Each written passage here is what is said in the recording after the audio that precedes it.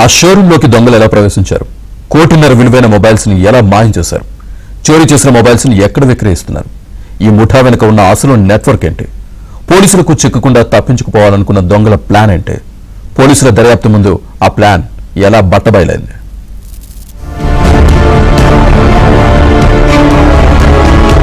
తిరుపతిలో సంచలనం సృష్టించిన సోనూ విజన్ మొబైల్ షోరూం భారీ చోరీ కేసును పోలీసులు కేవలం 2 రోజుల్లోనే ఛేదించారు. చోరీకి గురైన మొత్తం 1,50,00,000 విలువైన 195 మొబైల్ ఫోన్లు, 5 యాపిల్ ట్యాబ్స్ ను పోలీసులు స్వాధీనం చేసుకున్నారు.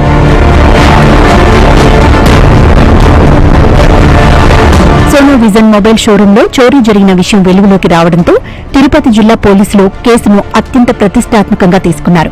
బంగ్లాదేశ్ సరిహద్దు ప్రాంతంలో దొంగతనాలకు పాల్పడే సమయంలో కొన్ని ముఠాలు ఉపయోగించే ప్రత్యేక పద్దతిని పోలిన విధానంలోనే ఈ చోరీ జరిగినట్లు పోలీసులు గుర్తించారు.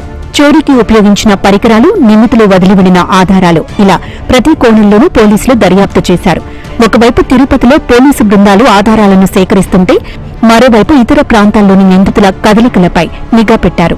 జార్ఖండ్, నాగ్పూర్ ప్రాంతాలకు చెందిన వివిధ పోలీసు బృందాల సహకారంతో దర్యాప్తును మరింత విస్తరించారు.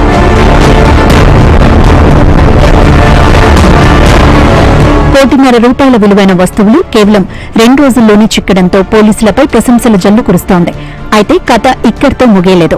ఈ నిందితులు ఇంతకు ముందు కూడా ఇలాంటి చోరీలకు పాల్పడ్డారా? ఇదే ముఠా మరెక్కడైనా షోరూంలను టార్గెట్ చేసిందా?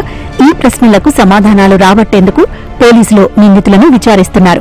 మరోవైపు ఈ ఘటనతో వ్యాపార సంస్థలకు పోలీసులు కీలక సూచనలు చేశారు.